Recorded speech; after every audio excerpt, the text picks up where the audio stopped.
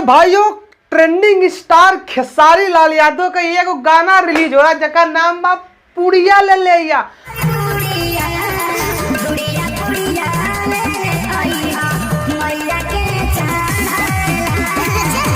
पुड़िया ले लिया आई भैया आइल बा खेसारी भैया के कंपनी से, खेसारी म्यूजिक वर्ल्ड से। अब तो आगे बताओ थिला कि भाई नहीं भैया ये गाना के लिए बहुत ज्यादा समय ना भइल बा। 11 घंटा में 4,13,000 व्यूज हो गई बा। हाँ भाई 11 घंटा में 4,13,000 व्यूज हो गई बा। लेकिन व्यूज हो गई बा 11 घंटा में 4 लाख।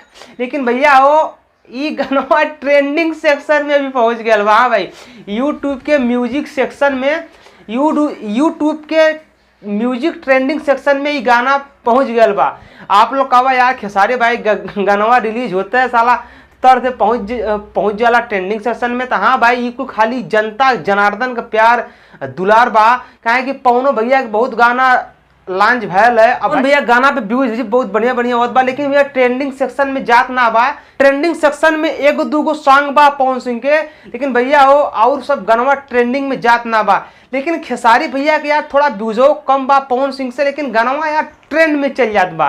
तो ओकर कारण यह बा भैया पब्लिक जो बा खेसारी भैया के सर्च कल चाहिए, हमेशा यूट्यूब पे सर्च करे ले और ओकर साथ साथ उनका गाना जो ना बहुत बढ़िया सुने ले और शेयर वेयर करे ले। भाई पब्लिक के सपोर्ट की वजह से गाना ट्रेंडिंग में जाला। तो भैया पुड़िया ले ले ये गाना के शिल्पी राज और खेसारी लाल यादव जी मिल गाए हुए गाना भैया बहुत ही मस्त बा, बहुत ही लाजवाब। भैया ध्यान सुनिए गाना बहुत ही बढ़िया बा, लाजवाब बा। बात करिए एक वीडियो की, भाई वीडियो क्वालिटी भी एगो फिल्म जौने प्रकार से फिल्म का शूटिंग कई जाले बहुत बढ़िया कैमरा से, बहुत बढ़िया तरीका से, वही तरीका से भैया पंडाल उंडाल बना के ये गाना की शूटिंग कल गई बा।